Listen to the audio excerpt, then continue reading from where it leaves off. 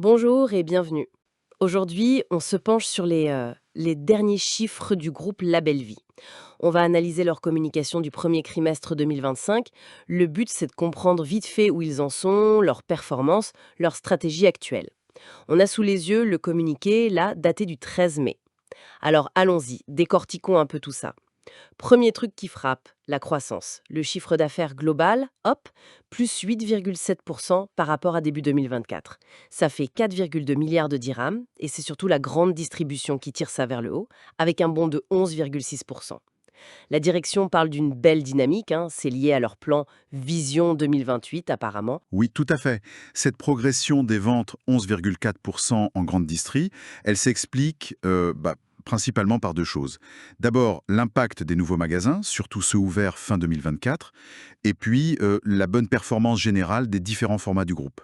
Et ce qui est intéressant aussi, c'est la croissance à périmètre comparable, plus 2%. Ah oui, ça c'est important. Oui, c'est un signe que ça s'améliore par rapport au trimestre d'avant. Peut-être un contexte économique un peu meilleur aussi. Et visiblement, ils n'ont pas levé le pied sur l'expansion. Le communiqué parle de 28 ouvertures, rien qu'au premier trimestre, et toutes sous l'enseigne Supeco. Exact. Du coup, le réseau total passe à 298 magasins dans 33 villes. C'est l'illustration parfaite de leur stratégie multiformat et omnicanal, non? Absolument, c'est très clair. Et forcément, cette expansion, ça demande des investissements. On parle de 331 millions de dirhams nets investis sur le trimestre. C'est pas rien. Ah oui, quand même. Et l'objectif pour 2025, c'est d'augmenter la surface de vente de 15 à 20%. C'est ambitieux. Alors, si on regarde la situation globale, l'endettement net a un peu augmenté. Logique.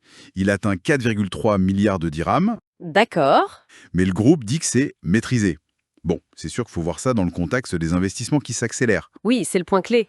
Et c'est là que ça devient vraiment intéressant. Parce que malgré toutes ces dépenses, ils confirment leurs objectifs pour l'année. Ils visent toujours plus de 19 milliards de dirhams de chiffre d'affaires et une marge de EBITDA autour de 9,3%.